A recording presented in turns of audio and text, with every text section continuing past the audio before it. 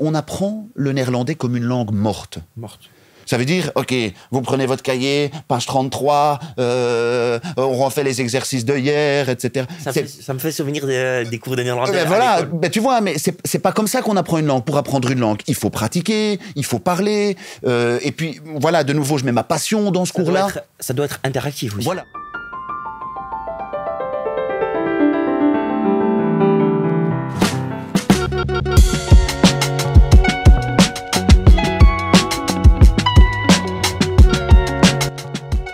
Bonjour à tout le monde, j'espère que vous allez bien. Je m'appelle David, je fais un stage à la Nash Academy. Aujourd'hui, on est avec Najib. Aujourd'hui, on va apprendre plus sur toi. Première question que j'aimerais te poser. Oui. Quand tu étais enfant, tu rêvais de faire quel métier? Je pense que un peu comme tous les enfants, t'as des petites idées, mais tu sais pas forcément vers où tu veux aller. Moi, j'ai toujours bien aimé la mode, la musique, et je me suis dit, OK, ça c'est quelque chose peut-être qui peut me plaire. J'aimais bien la coiffure aussi. La coiffure, j'aimais bien. D'ailleurs, je change souvent de tête. Je teste des coiffures, parfois qui donnent bien, parfois qui donnent pas bien du tout. Bref. Et voilà, donc à un moment donné, j'ai voulu devenir coiffeur. J'ai fait aussi du piano, beaucoup, quand j'étais petit, parce que je suis tombé vraiment amoureux complètement de cet instrument.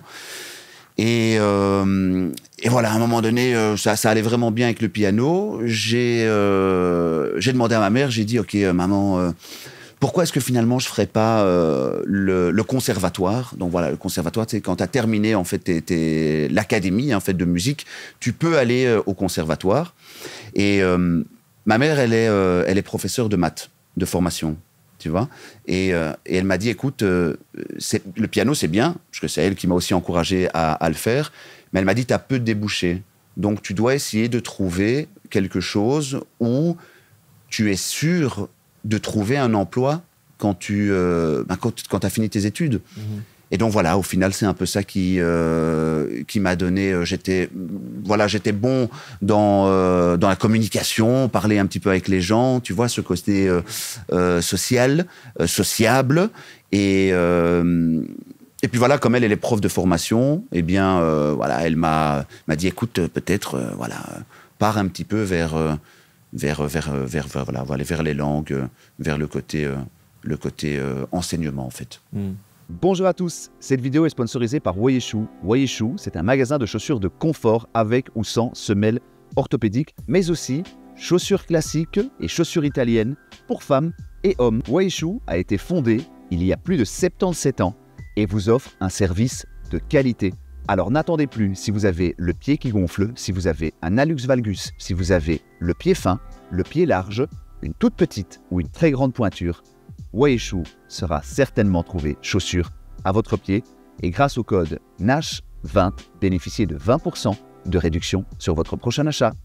Et quand tu étais en classe, tu étais plutôt perturbateur ou calme? Non, moi, j'étais pas un élève perturbateur. Par contre, en primaire, ça allait très très bien. Je pense que pour la plupart des enfants, évidemment, en primaire, évidemment, si tu as la chance quand même d'être un peu aidé par tes parents, être suivi, ça se passe généralement bien, je pense en tout cas. Donc j'étais vraiment un très bon élève en primaire, mais toujours un peu, parce que je pense que ça fait partie de ma personnalité. Je suis un petit comique. Tu vois, même avec toi, voilà, t'es en stage à la Nash Academy. J'aime bien te faire des petites blagues. Je sais que tu bois pas de café, mais tous les jours, je vais te demander si tu veux un café. J'aime bien faire ça. J'aime bien faire des petites blagues. Parfois, je fais des gros flops, même en classe, avec les élèves. Mais je trouve que c'est ça qui est drôle. C'est chouette. Ouais, voilà. Et donc du coup, voilà, moi j'étais un élève quand même très studieux en primaire. Puis voilà, quand tu grandis, tu deviens ado, donc tu as un peu des hauts et des bas. Mais de manière générale, voilà, ça s'est bien passé. J'étais plutôt voilà un petit comique sans être dans la méchanceté. Oui. Parce que ça, pour moi, c'est quelque chose où je déteste quand tu es méchant avec quelqu'un. Je déteste rabaisser quelqu'un, je déteste rabaisser un élève. Je trouve que, voilà, je fais une parenthèse, mais même quand je travaille avec les élèves, c'est important de faire du renforcement positif. Oui. Ça veut dire de donner effectivement beaucoup d'encouragement. Parce que moi, je suis persuadé aussi que quand tu encourages quelqu'un et que tu lui dis « tu es capable de le faire », allez, vas-y. Même s'il éprouve des difficultés, ben, au final, il va y arriver. Tu vois ce que je veux dire? Je vois ce que tu veux dire. Quels sont tes bons souvenirs durant tes années scolaires? J'ai plein de bons souvenirs. J'ai plein de bons souvenirs. Je me rappelle que j'étais dans une terrible école en primaire. On avait la chance d'avoir une énorme cour de récréation. On avait la chance de pouvoir avoir un grand parc, d'être vraiment dans un chouette environnement. J'ai plein de souvenirs avec ça. J'ai plein de souvenirs aussi de moments d'amitié, surtout. Puis finalement, nous, on est un peu arrivés au moment où Facebook a commencé à démarrer, etc. Au début, on n'avait pas grand-chose. Donc, parce que moi, je suis de 1990, je suis né en 1990. Donc, en primaire, il n'y avait déjà pas de téléphone, il n'y avait rien. Nous, on a connu la première Game Boy, tu vois, le gros truc gris, là, etc., oui, avec Pokémon. Donc, on devait aussi des très, très bons souvenirs, parce que même pour pouvoir aller voir un ami, t'allais sonner chez lui, tu vois, tu jetais une petite pierre sur sa fenêtre. Un petit caillou sur la fenêtre. Oui, exactement, tu vois. Et donc, il y avait quelque chose que... j'adore les téléphones, j'adore la communication aussi, parce que c'est mon métier aussi, mais il y a quelque chose que tu peux pas retrouver avec les téléphones, ouais. Mais est-ce que ta vie a changé avec l'utilisation du téléphone maintenant, actuellement et dans le passé, genre? Bah oui, mais je pense que voilà, tu vis pas la même chose, tu vis d'autres choses. Tu sais, moi, j'aime jamais dire comme ça.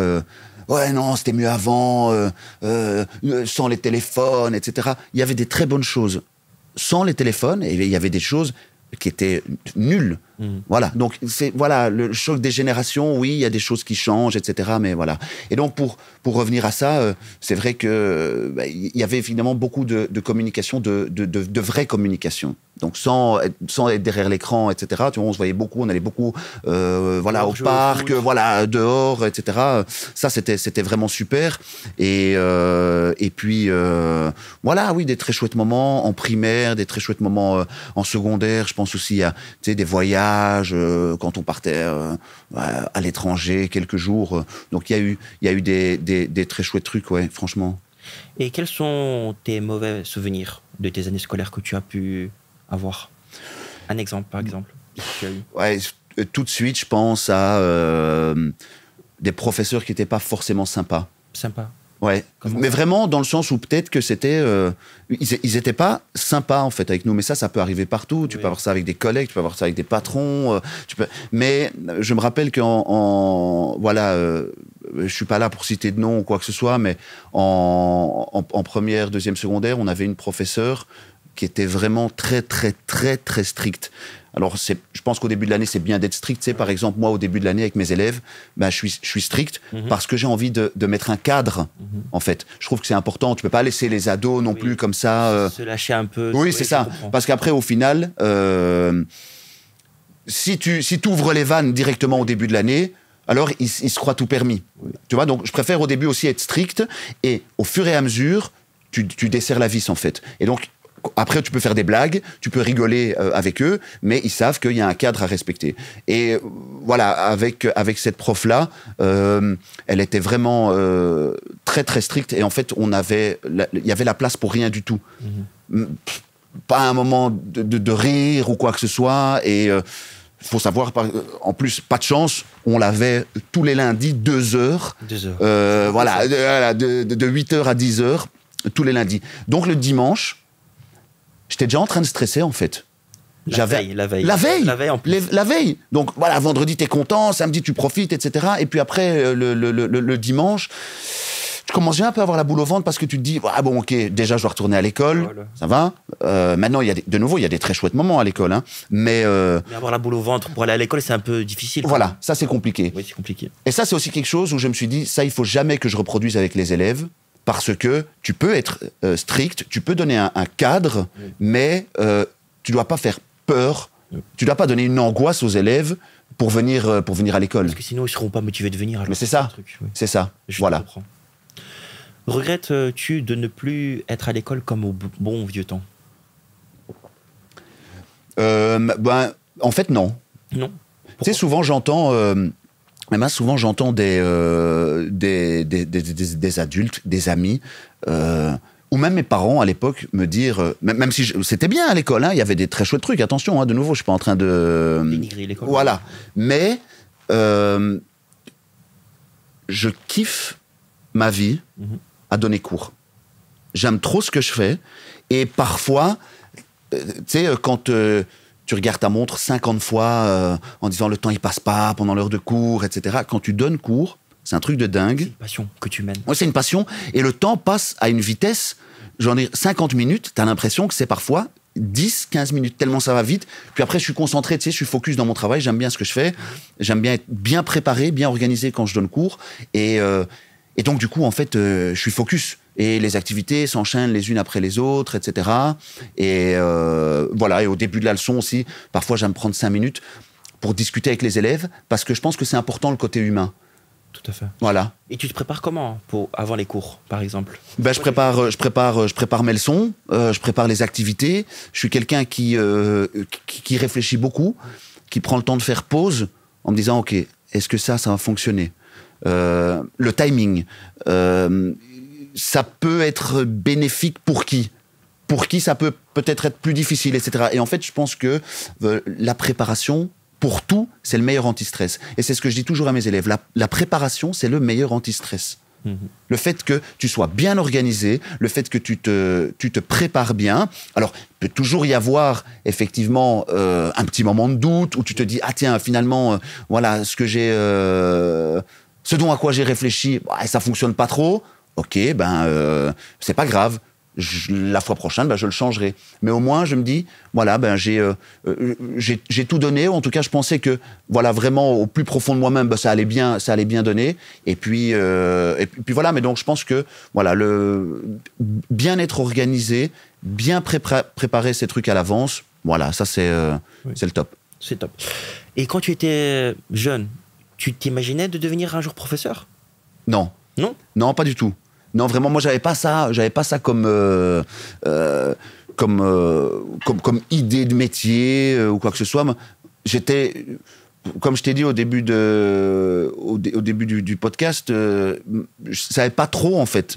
Et je pense qu'il y a aussi beaucoup d'enfants qui... On s'imagine des trucs quand on est petit, les films, les séries, finalement les rêves, etc.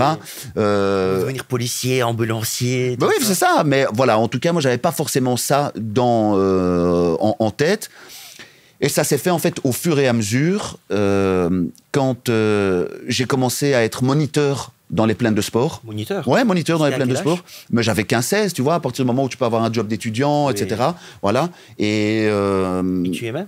Ouais, franchement, franchement, en fait, travailler avec les enfants, c'est tellement enrichissant. Parce que, vraiment, en toute transparence, j'ai pas envie de faire des belles phrases toutes faites ou quoi que ce soit, mais vraiment, tu sais, un enfant qui vient te dire merci, un sourire, en fait, c'est un cœur blanc. Tu vois ce que je veux dire? C'est comme un ange. Ouais, enfin, en tout cas, effectivement, l'enfant, il aime bien ou il n'aime pas, dans un premier temps. Donc, c'est important. Donc, c'est très enrichissant, en fait. C'est vraiment... j'aime vraiment bien ce que je fais. Voilà. Donc, moniteur au début. Et puis, au fur et à mesure, il a bien fallu, tu vois, chercher pour mon avenir. Puis, je me suis dit, voilà, ce côté un peu pédagogue... ça fonctionne bien. J'ai l'impression que ça se passe bien avec les enfants. Ma mère étant professeure de mathématiques, j'étais claqué au sol. Ça allait pas du tout. Moi, j'étais plus dans les langues. Et voilà, ma mère m'a aussi envoyé dans des stages quand j'étais plus petit, dans des stages de langue, mi-sport, etc. Et donc, au final, je me suis dit, allez, ok, c'est parti. Tu sais quoi, langue germanique en 5e, 6e secondaire. Et puis après, voilà, j'ai pris pédagogie, langue germanique à la haute école. C'est bien. C'est tes parents ou ton entourage qui t'a encouragé à apprendre le néerlandais, ou c'est un choix personnel que tu as pu faire? C'est ma mère surtout qui était... voilà, ultra motivé à ce que je fasse du néerlandais, à ce que je sois confronté au néerlandais vraiment dès mon plus jeune âge. Donc, elle m'a envoyé, voilà, de nouveau dans les stages, mi-sport, mi-langue, pour me familiariser avec le néerlandais, tu vois. Et en fait, ça, c'est encore, moi maintenant, en tant que professeur de néerlandais, ça, c'est une parenthèse à ta question, mais je suis persuadé que c'était déjà super. Et voilà, pour elle, elle a fait évidemment de son mieux. Mais pour ceux qui écoutent, pour apprendre une langue, tu dois vraiment être baigné dans le bain de la langue. Oui. Donc, c'était super de faire des stages, néerlandais, anglais, parce que finalement aussi, depuis tout petit, j'entendais, tu vois, parler. Mais par exemple, c'était super compliqué pour moi. Et là, j'ai pas toujours eu des bons souvenirs. Elle m'a envoyé dans des stages, par exemple, à Gramont. C'est dans quelle commune? C'est en Flandre. Et donc, finalement, j'étais qu'avec des néerlandophones. J'ai des très, très bons souvenirs. Mais j'ai aussi des souvenirs où, en fait, ça allait pas parce que je maîtrisais pas le néerlandais. Et donc, au lieu de dire certaines expressions, j'en donnais d'autres, etc. Et c'est bien, quand t'as 12, 13, 14 ans, ça t'a marqué quand même. Ouais, ça m'a marqué. C'était compliqué à un moment donné. C'était compliqué quand même. Donc, mais voilà, après, ça te forge. Et puis, ça t'a marqué pour la communication avec les jeunes? C'était super compliqué. C'était parce que j'avais pas le niveau pour vraiment communiquer en néerlandais. Mais après, voilà, j'ai fait mes armes, et puis... et tes preuves aussi. Voilà, et puis c'est pas gravissime. Oui. Ça a pas toujours été top, parce que c'était compliqué, et tu sais que, voilà, comme dans la cour de récréation, les critiques, elles fusent quand t'es ado, quoi. Oui. Tu vois ce que je veux dire? Je vois ce que tu veux dire. Voilà. Quelles étaient tes matières préférées à l'école? Sport. Sport? Ouais, sport, j'adore. T'étais beaucoup sportif? Ouais, très sportif. Même encore maintenant, voilà, j'essaie vraiment de garder une hygiène de vie impeccable. C'est important, un esprit sain dans un corps sain, voilà, pour pas... Quel type de sport? Fitness à fond. Tu sais, un peu la trend là un petit peu maintenant, athlète hybride, c'est un peu ce que j'essaie de faire aussi. Donc fitness, cardio, un peu de sport de combat, etc. Puis un peu de méditation, très important aussi. Voilà. Donc j'aimais beaucoup effectivement la gymnastique, le sport. Plus le sport, un peu moins la gymnastique quand même. J'étais pas super bon là-dedans. Et puis après les langues. Franchement les langues. Et si je devais... et tu sais, des fois, j'ai l'impression que l'apprentissage, il se passe pas toujours au bon moment. Ça veut dire que, en fait, tout ce que tu as envie de faire quand tu es ado, tu as envie de jouer. De profiter de la vie. Tu as envie de profiter, de la jeunesse. Tu vois. Et en fait, c'est un peu bizarre parce que c'est un truc à deux vitesses, je trouve. Et ça, c'est toujours une réflexion que je me suis faite. En fait, on t'apprend plein de choses. Pas forcément, en fait, à l'instant T où tu es prêt à apprendre ces choses. Tu comprends ce que je veux dire ou pas? Mais bon, après, c'est important parce que tu dois te forger ton avenir, etc. Mais tu sais, par exemple, maintenant... En fait, l'histoire, la géo, j'aime trop. Franchement, j'aime trop. Et à l'époque, en fait, peut-être parce qu'il y avait beaucoup de par cœur, il y avait des trucs à étudier, etc. Voilà, je suis passé à côté. Je suis passé totalement à côté. Mais bon, après, voilà, c'est comme ça. Mais c'est une petite réflexion que je me fais. Voilà. Avant de te lancer dans ta propre académie, tu enseignais où? J'enseignais à la ville de Bruxelles. Je donne jamais le nom de l'école parce que je voulais pas faire non plus de mauvaises pubs. C'était important pour moi aussi de protéger l'espace de travail, protéger les élèves, les collègues. Donc je disais de manière générale, voilà la ville de Bruxelles. Et puis ça a été une très très chouette expérience, comme partout, des hauts et des bas. Et voilà, après, il y a eu l'ouverture de l'académie. Ouais. Selon toi, quelle est la plus grande difficulté que rencontrent les francophones lorsqu'ils apprennent le néerlandais? La plus grande difficulté que rencontrent les francophones quand ils apprennent le néerlandais, c'est la structure de la phrase. Par exemple? Par exemple, le deuxième, le troisième verbe va toujours à la fin de la phrase. Et ça, dans la tête, dans la schématisation mentale de la tête des francophones, c'est ultra problématique. Pourquoi? J'avais entendu une super expression quand j'avais fait un podcast avec De Standaard, qui était venu à l'académie, où on avait justement débriefé après l'obligation du néerlandais pour les Wallons en 2027. En fait, c'était une journaliste du soir, je pense, bref. Tu dois penser à la fin de la course pendant que tu es encore en train de courir. Et je trouve que ça exprime super bien le problème de la structure en flamand. C'est, tu es en train de parler, et pendant que tu es en train de parler, tu dois penser en même temps à ce que tu dis et à la fin. Donc, je suis en train de parler, j'ai mis mon premier verbe, ok, ça se passe correctement, je dois mettre mes compléments, et pendant que je suis en train déjà de réfléchir, et en plus à l'ordre des compléments parfois, je dois encore me dire, ah ouais, je dois pas oublier d'aller mettre mon deuxième verbe à la fin de la phrase. Et ça, c'est une catastrophe. C'est ultra compliqué. Un autre problème aussi, c'est le rejet du verbe. Il n'y a pas ça chez nous. Donc, le rejet du verbe, c'est quoi? C'est avec une conjonction de subordination. Une conjonction de subordination, je donne un exemple, omdat, dat, d'accord? Parce que, etc. Après ce petit mot-là, tu dois prendre le verbe et tu dois le mettre à la fin de la phrase. C'est une obligation. C'est comme ça. Sinon, c'est une faute. Ben évidemment, c'est super compliqué, d'accord? Il faut connaître ça, bien sûr. Et oui, et surtout qu'en fait, plus que de le connaître, t'as besoin d'un entraînement. Parce que déjà que tu parles une autre langue, donc c'est une autre compétence, tu dois penser à ton vocabulaire, etc. Et tu dois penser constamment à ce verbe que tu viens mettre à la fin de la phrase. Et ça, c'est ultra compliqué. Je comprends. Qu'est-ce qui t'a motivé à créer l'Académie Nash? C'est une bonne question, c'est une très chouette question.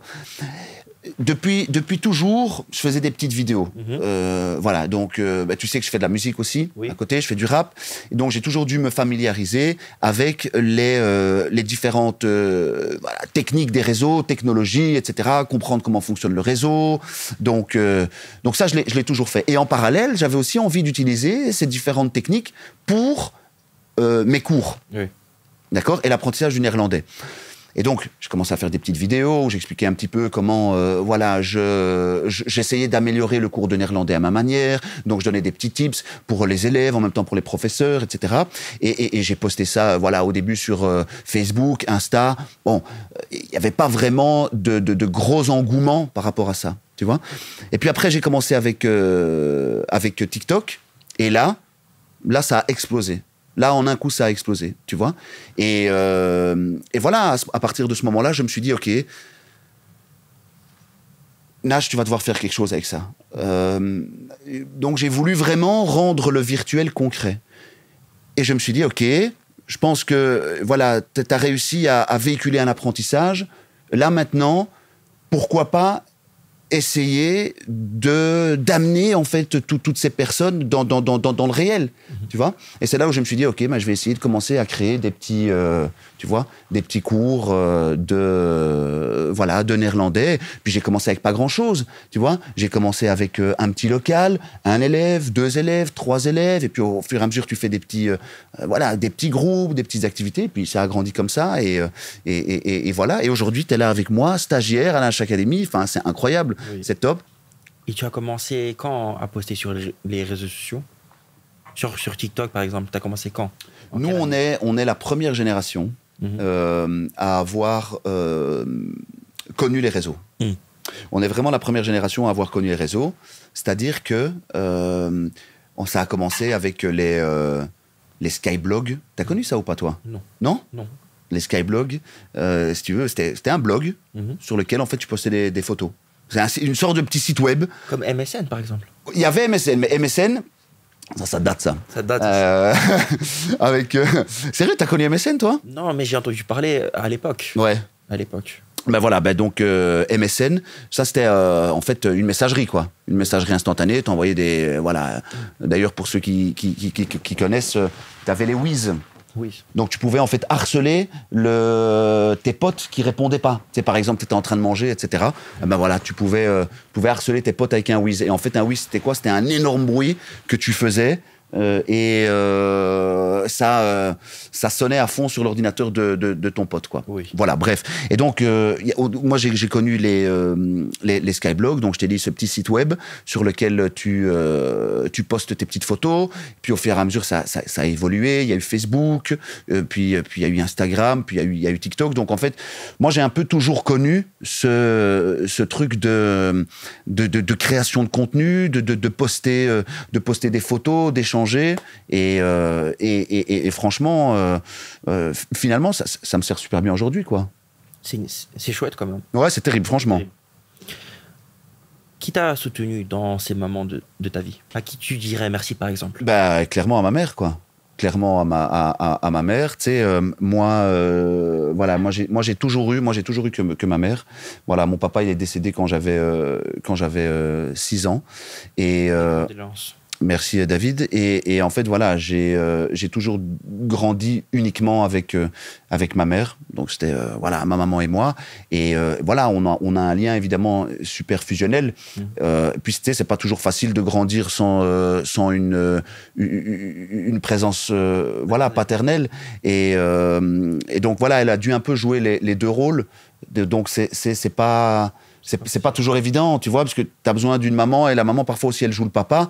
Donc, voilà, il y a eu des manques. Clairement, il y a eu des manques, et ça, vraiment, ça n'a pas toujours été facile. Puis, tu sais, quand tu grandis, première fois où tu traces, première fois, etc. Tu vois, le fait aussi d'avoir un papa, ça aide. Il n'y a rien à faire. Donc, tu sais, indirectement, il y a eu un peu ce côté où tu dois te forger. Tu sais, en tant qu'homme, c'est pas toujours évident. Puis il y a des questions que tu as envie de poser en fait à ton père et pas à ta maman. Oui, tout à fait. Et indirectement aussi, mais voilà. Mais franchement, c'est vraiment une reine. Elle a endossé les deux rôles, voilà, du mieux qu'elle pouvait. Elle m'a toujours soutenu dans la plupart de mes projets. Parfois, elle m'a remis en place quand il fallait aussi. Dans le droit chemin. Oui, elle m'a dit voilà, écoute, non, je pense vraiment que tu dois faire ça. Il y a un moment donné, moi, j'ai voulu arrêter les études. Elle m'a pas lâché, elle était derrière moi constamment, et elle a vraiment ce truc de, tu sais quoi, je suis derrière toi, et non, en fait, tu vas pas arrêter, quoi. Tu vas pas arrêter l'école. Il y a vraiment un moment donné, quand j'avais 18 ans, enfin, quand je suis rentré à la haute école, j'ai fait ma première année, et tu sais, quand on te dit, t'es pas obligé d'aller en cours. Tu vois ça, les cours à la haute école. Ouais, t'es pas obligé d'aller en cours. Ah, ça, tu connais bien ça, David, ou pas? Je ne connais pas ça. Et donc, tu sais, les premières fois, t'arrives, on te dit, oui, c'est des cours qui sont pas obligatoires. Oui. En fait, oui, ces cours, ils sont obligatoires. Tu te dis, tu vas pas aller en cours et tu vas réussir en c'est examen. ça. Oui, parce que finalement, tu reçois ton syllabus. Tu te dis, voilà, mais j'ai bon. Mais en fait, ce que tu sais pas, c'est que le professeur, il va t'interroger. Ce qu'il a dit en cours. Voilà, sur ce qu'il a dit en cours, et rien à voir avec le syllabus. Bref. Donc, du coup, voilà, à ce moment-là, moi, j'ai failli un peu décrocher. Voilà, elle m'a remis sur le droit chemin. Et voilà, et c'est grâce à elle que j'ai réussi, ouais. Une maman en or. C'est une maman en or. Ouais, bah voilà. Ouais, big up à elle. Qui t'a inspiré, et est-ce que tu as des idoles? J'ai plein d'idoles, franchement. J'ai des sportifs, Michael Jordan, Kobe Bryant. J'ai aussi des maîtres de stage qui m'ont inspiré beaucoup, tu sais, dans l'enseignement. J'ai été chez quelques personnes, et je me suis un petit peu référé à leur manière de donner cours. Je pense à Monsieur Van Boxtal, c'était un maître de stage. Je me rappelle, chez qui j'avais été quand j'étais, je crois, en première ou en deuxième. Incroyable, il gérait sa classe d'une manière... T'avais l'impression que c'était un théâtre, en fait, quoi. Et ça, c'est ce que j'ai aussi envie de reproduire avec mes élèves. Alors, évidemment, un théâtre, mais qui est cadré. Oui, tout à fait. Ça doit pas devenir n'importe quoi. Un cirque, quand même. Oui, c'est ça, et c'est pas la cour de récréation. Et donc, du coup... mais tu passais un bon moment. T'allais dans sa classe, tu passais un bon moment avec lui. Tu vois ce que je veux dire? Et ça, je me suis dit...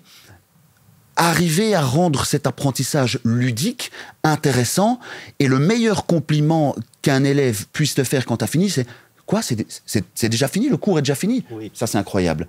Et c'est quelque chose que je dis toujours, quand j'aurai oublié que j'étais un élève, je ne serai plus un bon professeur. Est-ce que tu as déjà eu des élèves qui t'ont dit l'heure est déjà passée? Ouais. Beaucoup? Bah oui, quand on fait...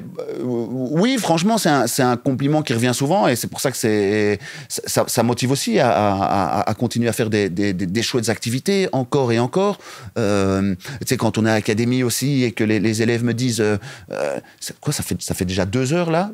On a des séances de 2 heures de cours, c'est plus 50 minutes. C'est des séances de 2 heures et là, les élèves qui te disent, même après 2 heures, je l'ai pas vu passer, quoi. Ça, c'est incroyable. Incroyable.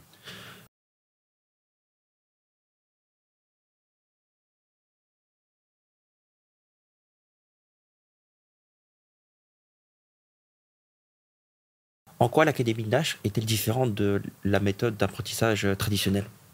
Alors, je vais pas aussi dire que j'ai la science infuse et que ça y est, je suis arrivé à trouver la méthode.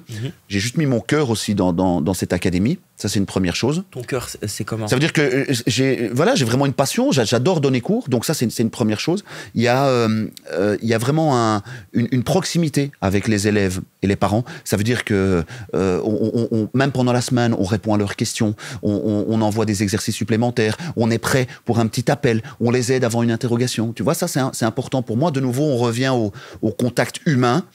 C'est très important. L'utilisation des nouvelles technologies, super important pour moi aussi, parce que je pense que tu dois continuellement t'adapter. Tu dois continuellement t'adapter, puisque, de nouveau, les jeunes, c'est les jeunes. Ça veut dire ils connaissent les nouvelles technologies. Si tu laisses un gap se faire entre toi et la jeunesse, tu vois, à ce moment-là, tu n'es plus en adéquation, tu vois, avec eux. Et c'est important que j'utilise les nouvelles technologies, que j'utilise les réseaux à bon escient pour faire des chouettes vidéos, tu vois. Il y avait des vidéos, par exemple, de néerlandais sur YouTube qui duraient 30 minutes. Oui. Mais tu vas montrer ça à un élève, là, alors il y en a peut-être certains qui vont certainement rester accrochés à ça, tu vois, mais pour la plupart, ils ont l'habitude de regarder 2 secondes d'une vidéo quand tu fais la moyenne. Tu sais, t'es sur TikTok, hop, tu prends ton tel, tu scrolles, tu vois. Donc, captiver. Oui, attention. Oui, c'est ça. Donc, par exemple, expliquer, tu sais, la première vidéo qui a bien marché, c'est l'explication du passé composé. L'explication du passé composé. Bonjour à tous, là, je vais vous présenter, je vais vous expliquer le passé composé en 2 minutes. Inconsciemment, en fait, j'étais arrivé dans un créneau inexploré. Il n'y avait personne qui avait fait ça. Ou en tout cas, peut-être pas dans le néerlandais. Enfin, voilà, je pense. Il y avait peut-être certainement un professeur qui avait déjà fait des explications brèves et courtes, mais voilà. Donc, inconsciemment, j'ai toujours continué, voilà, mes petits tips et tout, mais je suis arrivé dans quelque chose où je me suis dit, ok, je continue, et je savais pas que...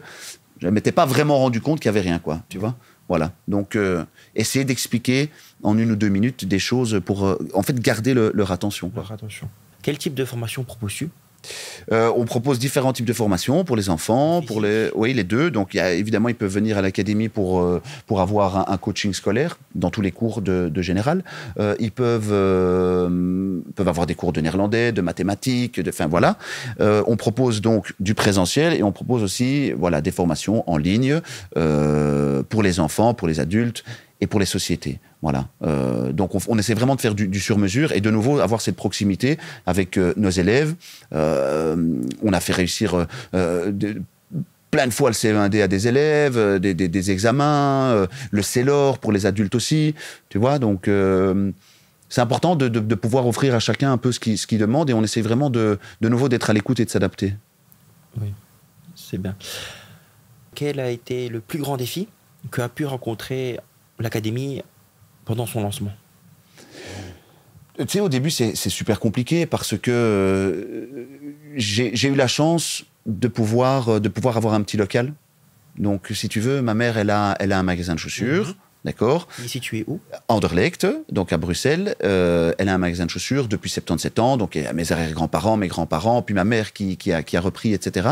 Et elle m'a donné l'opportunité de transformer le petit junior... Oui. Tu vois, d'ailleurs, ça avait été un peu mal interprété en fait lors du reportage de la VRT, parce qu'ils avaient dit qu'en fait le magasin n'existait plus. Le magasin existe, c'est juste le junior qu'on a transformé en académie. Donc voilà, moi en fait avec la crise du Covid aussi, ma mère, elle a perdu énormément d'argent. Vraiment. Il y a un moment donné où moi, je me suis dit, là, vraiment, ça va plus bien du tout avec elle. Vraiment, j'ai eu peur. Parce qu'il n'y avait plus de rentrée d'argent. Il n'y avait plus rien du tout. Et je la voyais dans des états où je l'avais jamais vue. Mais parce que il faut rembourser les banques, il faut continuer à, tu vois, à assumer à assumer les échéances. Et donc, je l'ai vu dans une situation vraiment de détresse, vraiment, parce que c'est très compliqué. Et là, je me suis dit, écoute, mec, faut que tu te bouges. Faut que tu te lances. Voilà. Et c'est là où je reviens au fait de comment est-ce que j'ai créé l'académie. Bah, il y a eu effectivement les vidéos qui ont bien marché. C'était justement plus ou moins à ce moment-là. Moi, je vois ma mère qui galère aussi. Oui, qui galère à un point où je l'ai jamais connu comme ça. Je me suis dit, mec, il faut que tu fasses quelque chose. Et donc, du coup, voilà, je lui ai proposé. Je lui ai dit, écoute, pourquoi on transformerait pas une petite partie du magasin en académie, en cours particuliers, etc. Et en fait, voilà, j'ai pas réussi à complètement la sauver encore, mais je me bats tous les jours pour ça, tu vois, et parce que, de nouveau, j'ai encore ces images où je la voyais dans une situation très, très, très compliquée, et je me suis dit, voilà, il faut vraiment que tu fasses quelque chose, voilà, là, t'as 30 ans, mec, c'est le moment de vraiment concrétiser tout ça, et de l'aider, en fait, quoi. Franchement, c'est une belle chose d'aider ta mère. Bah écoute, voilà, franchement, merci David. Merci, franchement, parce que pour moi aussi, ça a été un moment vraiment très compliqué. Et je pense que ça a été un moment super compliqué pour tous les indépendants. Quand, il y a eu beaucoup de fermetures aussi. Ben ouais, quand t'as plus rien et tu dois continuer à rembourser, tu vois, t'as des projets, etc. Et donc ça a été vraiment un des moments les plus compliqués dans ma vie. Qu'est-ce qu'il y a de plus important que la famille, en fait, au final? C'est la famille. Voilà. Parce que ta mère, elle t'a élevé, elle t'a logé, elle t'a... Voilà. Et puis surtout, c'est ce que je te dis, c'est qu'on a toujours eu ce lien, en fait, fusionnel, tous les deux. Et de nouveau, après, voilà, t'as des hauts et des bas, hein, tu vois, je suis pas toujours d'accord avec elle. Et puis, voilà, on est deux êtres humains différents, on a deux visions peut-être, voilà, différentes. Et déjà, elle est prof de maths, je suis prof de langue, tu vois, on a donc... Voilà, mais finalement, qu'est-ce qu'il y a de plus important, quoi? On avait ce lien très fusionnel, et voilà, j'étais obligé, en fait, de faire ça.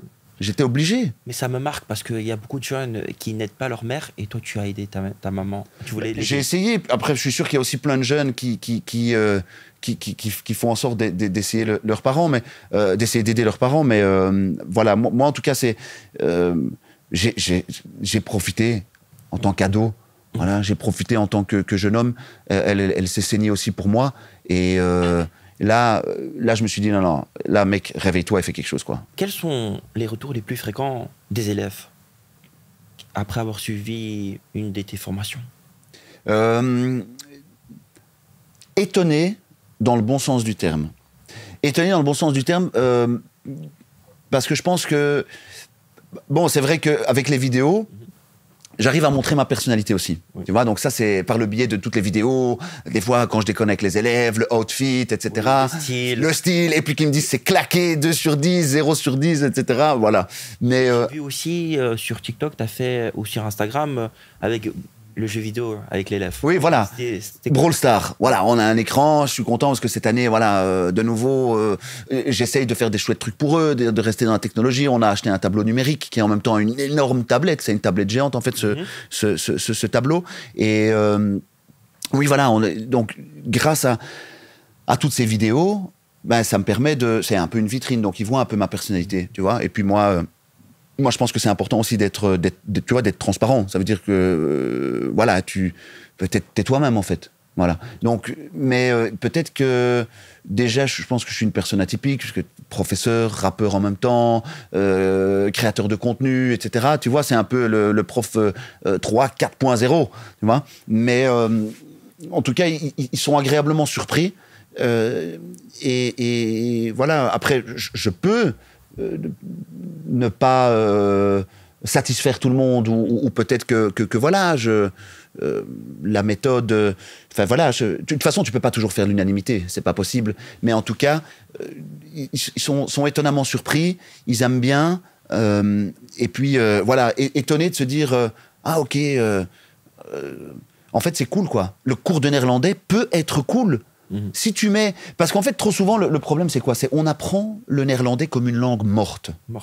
Ça veut dire, OK, vous prenez votre cahier, page 33, on refait les exercices de hier, etc. Ça me fait souvenir des cours de néerlandais. Voilà, tu vois, mais c'est pas comme ça qu'on apprend une langue. Pour apprendre une langue, il faut pratiquer, il faut parler. Et puis, voilà, de nouveau, je mets ma passion dans ce cours-là. Ça doit être interactif aussi. Voilà, ça doit être interactif, ça doit être cool. Et puis, en fait, au final aussi, cette compétence orale, elle est tellement délaissée en classe. C'est pas toujours facile parce que parfois tu as 20, 25, 30 élèves, mais cette compétence orale, elle est tellement délaissée. Et en fait, apprendre une langue, en fait, c'est parler, c'est communiquer avec quelqu'un. Je pense la première chose, tu vois. Et c'est pour ça que c'est aussi super important. Donc j'essaye justement d'utiliser les nouvelles technologies, ma passion, ce dynamisme, etc. Tu vois, pour faire quelque chose rendre le cours ludique et attrayant. Et est-ce que, comme tu m'as dit, tu étais dans la musique. Oui. Est-ce que tu arrives à gérer ton temps musique et cours? Genre, professeur le jour et la nuit, rappeur? Ouais. C'est vrai que là, ces 2 dernières années, j'ai pas pu sortir de morceaux. Je continue à écrire. Je continue à chanter. J'ai fait un petit home studio. Voilà, donc en fait, moi, j'ai jamais lâché la musique. Même encore, maintenant, je lâche pas la musique. Mais c'est vrai que j'ai pas sorti de morceaux. Parce que j'ai créé, justement, je t'ai parlé de ce moment très difficile pendant le Covid, avec ma mère, etc., où je me suis dit, là, bon, il va falloir... Tu sais, malheureusement, je gagne rien avec la musique. Oui. Je gagne rien. Et donc, à un moment donné, bon, tu dois nourrir ta famille, tu dois pouvoir aider, tu dois être là. Oui. Et donc là, ça fait 2 ans que j'ai dû mettre vraiment de côté. En tout cas, j'ai pas sorti de morceaux parce que d'un autre côté aussi, j'ai mon petit bébé, la Nash Academy, sur lequel je bosse beaucoup, et ça me plaît. Franchement, j'adore, mais c'est vrai que là, ça fait 2 ans que j'ai dû mettre un petit peu de côté, voilà, le temps consacré à ça, mais je sais que à un moment donné, ça reviendra et que voilà. Quand? Mais j'espère évidemment bientôt, dès que je sentirai, parce que cette année aussi pour moi, c'est une année super importante, c'est une année charnière. Je suis en pause carrière. Donc là, pendant 10 ans, j'ai donné cours à la ville de Bruxelles. Cette année, j'ai décidé de me consacrer à la Nash Academy. À ton projet? Oui, à mon projet. Voilà, d'être focus à 100% dedans. Et donc, du coup, j'ai un peu le couteau sous la gorge parce que en juin, même un peu avant, je vais devoir décider, OK, est-ce que je retourne dans l'enseignement, que j'adore, ou est-ce que je me consacre uniquement à la Nash Academy, tu vois, et voilà, à la création de contenu, etc. Donc j'ai un peu le couteau sous la gorge là, et c'est vrai que je pense que j'ai fait mon temps aussi, voilà, à la ville de Bruxelles, et que maintenant j'ai envie de faire vraiment quelque chose qui me ressemble à 100%. Voilà, même si de nouveau, je crache pas du tout dans la soupe. J'ai passé des années merveilleuses, et franchement, je regrette même mes élèves. J'ai eu de l'équité aussi. Franchement, j'ai eu des moments formidables avec eux, et voilà, tu sais, gérer un plus petit groupe ou une classe, c'est aussi une dynamique qui est totalement différente. Et ça voilà. me plaît beaucoup. Mais voilà, mais c'est comme ça, c'est des choix de vie, mais... Parce que j'ai vu, tu étais dans les TikTok, pyjama, tu viens en classe, ouais, c'est ça. C'est chouette, c'est vraiment interactif, et c'est dynamique, ça. La classe. Bah oui, c'est ça. Hein, et tu sais, parfois... je lis des commentaires où les gens... après, de nouveau, tu peux pas plaire à tout le monde, mais... oui, enfin, il donne cours. Parce que je poste une vidéo où j'explique un point de grammaire, quelque chose. D'accord ? Ah, enfin, il donne cours. Mais en fait, les gens n'ont pas compris que... Déjà, les élèves, ils ont 8 heures de suite non-stop. Oui. Ouais, il y a une petite pause à 10 heures, une petite pause de midi, etc. Mais de manière générale, tu as 3 heures, puis tu as une pause à 10 heures, puis tu as encore 2 heures, etc. Enfin, ça peut varier d'école en école, mais voilà. Tu commences, tu as 2 heures de maths, oui. Tu as néerlandais, tu as français. De classe en classe. Bon, tu vois, et à un moment donné, et parfois les élèves restent, ils ont leur classe. Oui. Tu vois, depuis de nouveau le Covid, les élèves ont leur classe. Tu vois.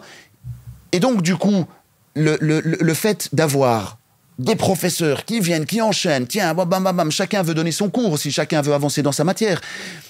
Parfois, prendre 5 minutes de ton temps, de ton cours, quand tu rentres en classe, demander « Comment ça va ?» Comment ça va? Vous allez bien? Parce que la tête, elle surchauffe à la fin de la journée. C'est ça. T'ouvres un peu les fenêtres, t'ouvres la porte. Comment ça va? Ça va? Ça a été? Allez, comment ça a été? Tu vois, je connais mes élèves. Là, ça va? Qu'est-ce que t'as fait hier? Ça a été l'entraînement? T'as réussi ton match et ton tournoi? Comment ça s'est passé? Ok? Et parfois, ah monsieur, aujourd'hui, je peux noter votre outfit aujourd'hui. Aujourd'hui, vous êtes claqué, hein, monsieur. Il y a ce côté humain. Et ça, c'est important. Je comprends ce que tu veux dire.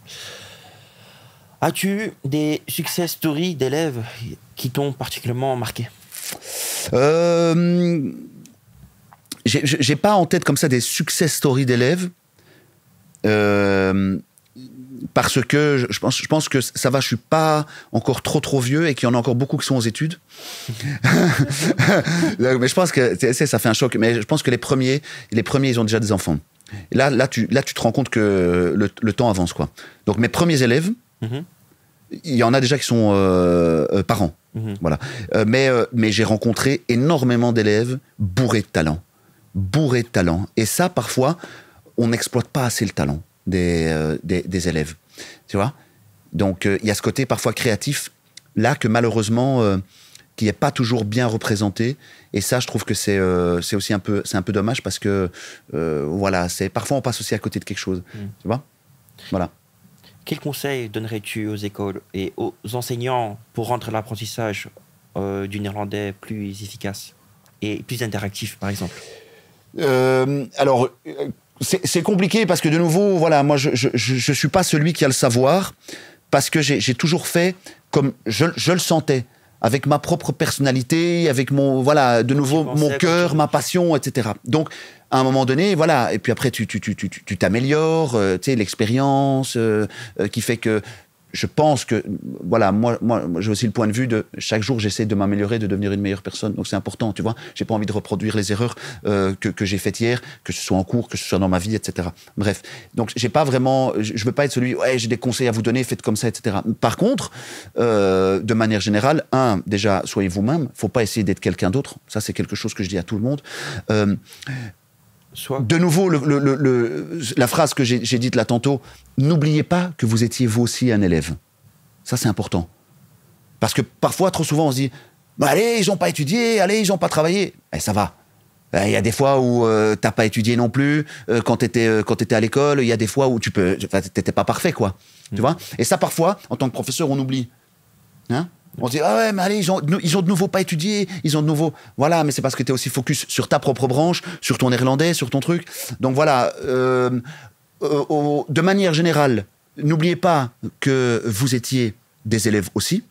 Et vous êtes passé aussi par là. Voilà. Et en même temps, aux élèves, les gars, la matière, elle va pas rentrer toute seule.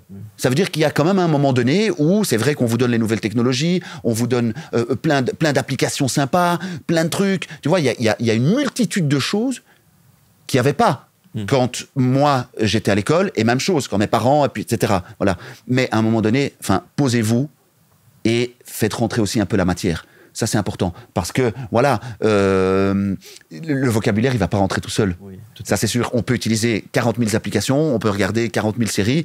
Il y a un moment donné où il faut faire pause, il faut chercher le mot de vocabulaire, il faut le comprendre. Tu vas l'étudier une fois, tu vas l'oublier, tu vas le réétudier, tu vas l'oublier. Voilà. Moi aussi, perso, pour apprendre un mot de vocabulaire, je dois l'oublier 7-8 fois pour qu'après, il rentre dans ma tête. Tu vois, mémoire court terme, mémoire long terme, etc. Donc, à un moment donné, les gars, posez-vous. Et vous devez comprendre que ça prend du temps. Voilà, ça prend du temps. Ça ne va pas rentrer en 30 secondes, ça c'est clair. Quels sont les préjugés ou des idées fausses les plus répandues sur l'apprentissage du néerlandais que tu as pu entendre? Oui, il y en a plein. Ouais, le néerlandais c'est moche. Ça sert à rien. Ça c'est le truc. Typique. Ça sert à rien. Il faut arrêter de me dire que le néerlandais sert à rien. Déjà, le néerlandais, déjà, on est en Belgique. Donc voilà, français, néerlandais, allemand, ok. Bon, maintenant, voilà, vraiment français, néerlandais. Donc déjà, oui, mais moi, j'aurais jamais besoin du néerlandais. Ça, j'entends ça tout le temps. C'est pas tout à fait vrai. Moi, j'ai plein d'amis déjà qui reviennent vers moi en me disant, si j'avais le néerlandais, je pourrais toucher un autre marché de la Belgique. Plein d'anciens élèves qui reviennent me trouver en me disant « Ah, vraiment, si j'avais le néerlandais... » J'aurais ce poste-là. Voilà, parce que j'étais voilà, en combat un peu, ou en tout cas, voilà, il y avait une place pour 2-3 personnes, et en fait, les personnes-là, elles étaient bilingues, trilingues, et en fait, elles sont passées devant moi. On avait les mêmes compétences, et voilà, finalement, je suis passé à côté. Donc ça, vraiment, t'as tout à fait raison. Le pire truc, c'est le néerlandais n'est pas obligatoire. Parfois, j'entends aussi, mais je vais déménager. Moi, je vais aller vivre en France. Les gars, je les adore, mes élèves, je les adore, mais quel pourcentage de mes élèves ou des élèves de manière générale vont aller vivre en France? Déménager, c'est difficile, de loyer. Oui, mais de manière générale, ça veut dire que tu sais que c'est un peu utopique. Si tu sais que tu vas déménager en France, ok, c'est très bien pour toi. Et, enfin, chacun fait ce qu'il veut. Mais c'est vrai que voilà, le fait d'avoir ce néerlandais, il n'y a rien à faire. C'est une skill en plus. C'est une compétence supplémentaire. Enfin voilà, là tu sens que tu parles à quelqu'un qui, voilà, je suis prof de néerlandais et c'est important. Et en plus de ça, en fait, juste communiquer avec les gens. Tu vois, tu vas en Flandre, tu vas à Anvers, tu vas à la mer, tu vois, pour le tourisme, pour la culture, pour le commerce. Pour visiter. Oui, mais voilà, mais tout ça, c'est important. Alors, on est dans un pays où tu as plusieurs langues. Ok, tu vois. Ben écoute, voilà. Tu vois, je pense que c'est important vraiment d'avoir ce néerlandais. Et il y a une fausse idée aussi, c'est que les gens pensent qu'ils doivent être parfaits bilingues. Il faut pas être parfait bilingue. Si tu as déjà une compétence, si tu as déjà une base du néerlandais, c'est ok. Il y avait un article d'Actiris qui était paru où en fait qui expliquait que à la périphérie bruxelloise, donc dans toutes les communes en fait flamandes, tu pouvais déjà trouver du travail si tu avais tes bases en néerlandais. C'est ça qu'on te demande en fait, parce que après tu as les bases et tu vas apprendre. Oui, tu vas apprendre sur le terrain, tu vois, parce que tu vas pratiquer, parce que tu vas parler avec des Flamands, etc. Et puis il y a rien à faire quand tu fais l'effort aussi, tu vois, de parler une langue avec que ce soit français, néerlandais, néerlandais, français. De manière générale, quand tu fais l'effort de parler une langue. Tu sais, tu vas en vacances, tu vas en Espagne, tu vas en truc, tu essayes de bredouiller quelques mots. Ah, tu vois, il y a directement une barrière qui se casse. Mais par exemple, ça, je me rappelle très bien, je suis parti en vacances, je suis tombé sur un néerlandophone et j'ai essayé de parler mot à mot. Mais c'était difficile. C'est difficile, mais quoi, il a été cool avec toi, non? Oui. Il a été cool avec toi et... On parlait de mot à mot, on se comprenait plus ou moins. T'essayes, voilà. On essaye. C'est ça. Par exemple, les débutants, par où ils doivent commencer pour apprendre le néerlandais? Qu'est-ce que tu pourrais leur conseiller?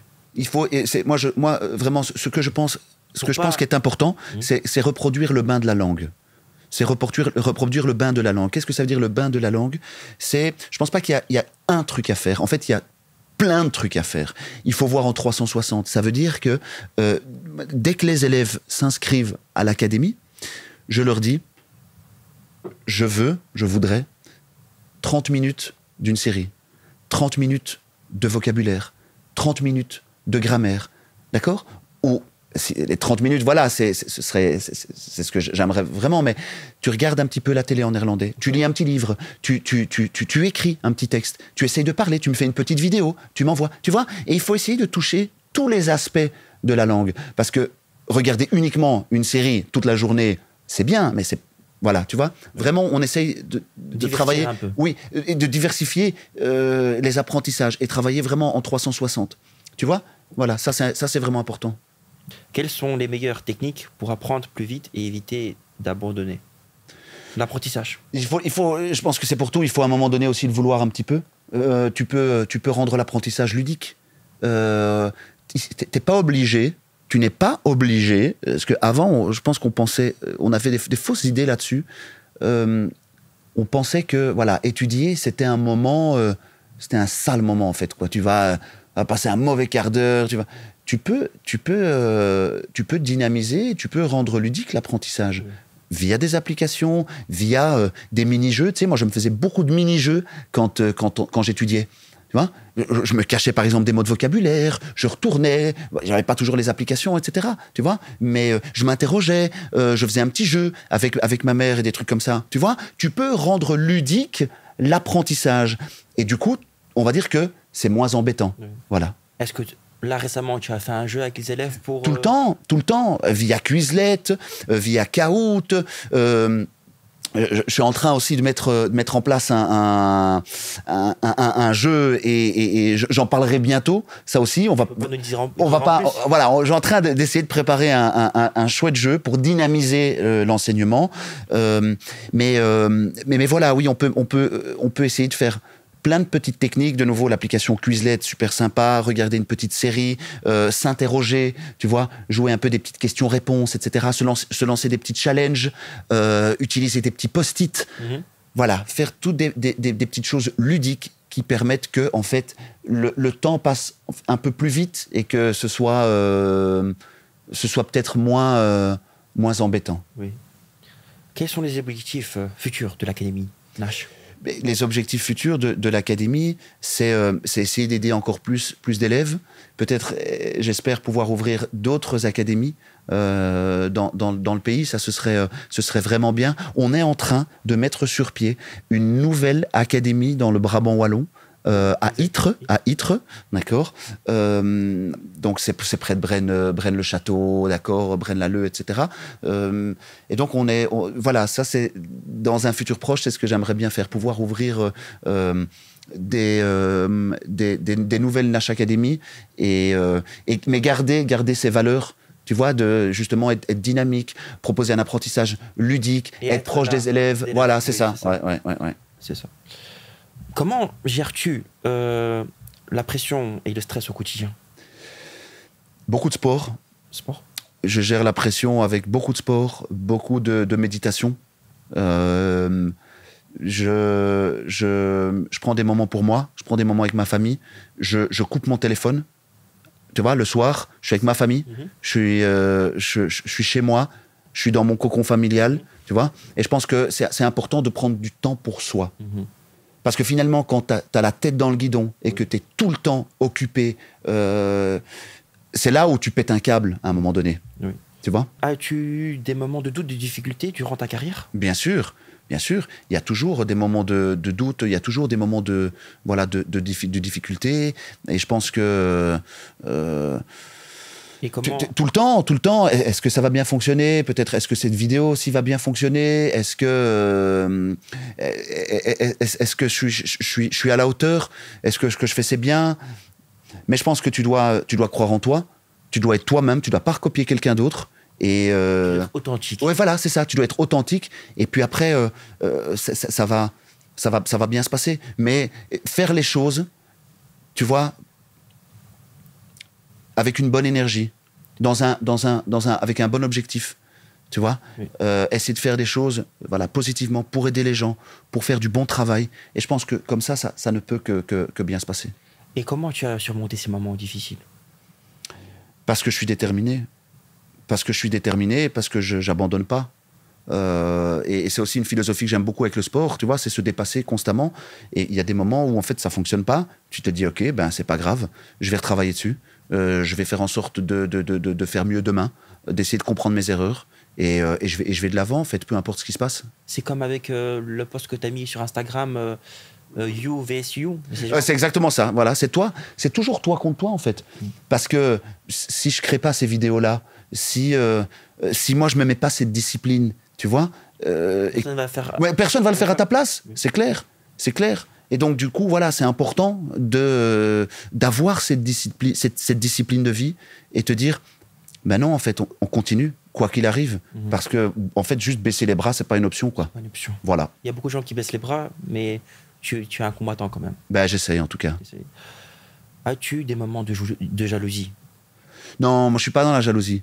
franchement. Non, franchement, ça, c'est vraiment pas quelque chose. Demain, tu me sors une Ferrari, bah, terrible, David, bien joué, quoi. Bien joué. Demain, tu crées ta boîte qui fonctionne, ça fonctionne du tonnerre, ben, très bien. En fait, chacun a son chemin. Et vraiment, hein, en toute transparence, il n'y a pas de jalousie. Il y a de l'inspiration, peut-être, en me disant, pas mal. T'as fait comment? Tu vois, peut-être je vais te questionner, je vais dire, bien, ok, est-ce que peut-être je peux prendre des conseils de toi aussi, tu vois? Mais franchement, je suis pas dans la jalousie. Moi, je suis focus dans mon truc. Je fais mon petit truc et franchement, cette personne réussit, c'est très bien. Ce que je voulais dire, c'est, est-ce qu'il y a des gens qui étaient jaloux de toi? Mais je pense qu'il y a toujours des gens qui sont jaloux quand tu entreprends des choses. Donc, je pense que oui. Parce que quoi que tu fasses quand tu vas créer des choses, quand tu sors du cadre, voilà, il y a des gens qui sont... Quand tu réussis, les gens ne veulent pas te voir réussir. Bah, peut-être, oui. Voilà. Donc, du coup, oui, certainement, mais c'est pas grave. C'est pas grave, en fait. Comment tu te vois dans 10 ans? Et où? J'aimerais bien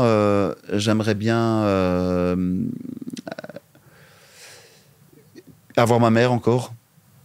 Ça, c'est important. De nouveau, la famille. J'aimerais bien que ma mère, elle soit encore là dans 10 ans. J'aimerais bien continuer avec ma famille près de moi. Ça, c'est vraiment ma manière aussi de me ressourcer. C'est ce que je te disais tout de suite. Ça, c'est le plus important, vraiment. Famille. Et puis après... ouais, exact. Et puis voilà, continuer à développer un peu l'académie, continuer à faire des chouettes trucs. D'innover, d'apporter. Oui, c'est ça. Et pour le sport, pas de blessures. Ça, parce que voilà, c'est important. Ça fait mal quand on se blesse, tout ça. Ouais, c'est ça. Et puis après, tu peux pas. Voilà, moi, c'est aussi ma manière d'extérioriser le sport. Donc, tu vois, voilà, ça c'est. D'enlever le stress, en ouais, quelque sorte. Ouais, exact. Donc voilà, ouais, chouette. Ma famille. Continuer avec mon petit bébé, l'académie. Continuer à faire des chouettes choses. Avoir la santé, c'est le plus important. Et puis après, voilà, le reste. C'est du positif, mais c'est du bonus, quoi. Oui. Si tu avais un seul message à faire passer aux personnes qui hésitent de se lancer encore dans l'apprentissage du néerlandais, quel serait-il? Mais j'ai même envie d'arrêter ta phrase, enfin de me permettre d'arrêter ta phrase en disant s'il y a juste un message à faire passer, c'est de nouveau... tout le monde dit, tu vois, ouais, croyez en vos rêves, etc. Et ça, c'est clair, de toute manière, parce que personne ne le fera à ta place. Ça, c'est sûr. Mais soyez vous-même. Inspirez-vous, mais ne copiez pas. Voilà. Ça veut tout dire, en fait. Fais les choses, effectivement, crois en toi, mais souvent, au début, dans la musique, je voulais être une copie de ce chanteur-là, de ce rappeur-là. Puis c'est normal, parce que finalement, c'est un peu ça, voilà, et t'apprends à comprendre comment fonctionnent les choses, mais tu t'inspires, il y a des très chouettes choses, les gens font des super choses, mais tu sais, toi, t'as ta vie. Innove. Ouais, voilà, tu t'inspires des gens, mais t'innoves, et tu fais à ta sauce. Et en fait, à ta sauce, c'est très très bien. Voilà. Dis-moi où on peut te retrouver et comment on peut s'inscrire à tes cours physiques et virtuels. Sur mes réseaux sociaux, Monsieur Nash, sur mon site internet, nashacademy.be. Et alors, on peut aussi appeler le numéro de téléphone, le 0477 13 17 73. Et durant quelle heure on peut t'appeler? Entre 10 et 18 heures. Ça, c'est bien. T'as retenu on met des pauses, etc. et qu'il faut se ressourcer. Voilà. Le numéro est disponible de 10 à 18 heures. Merci d'avoir suivi cette interview avec Monsieur Nash. Pour tout type de questions, laissez un commentaire. Suivez-nous sur nos réseaux sociaux pour ne rien manquer pour les projets à venir. Et pensez à surtout liker et à vous abonner. David, merci. Merci à toi. T'as d'être ça? Merci à toi. Champion, bravo. Ouais. Voilà, c'est cool. C'est cool. T'as aimé? Bien sûr. Et toi? Voilà, ouais, bien sûr, c'était super. C'était super. Trop bien. Oui, trop bien. Plus personne ne va m'arrêter, je suis en direction de l'amour, n'est peu m'importe de finir incompris.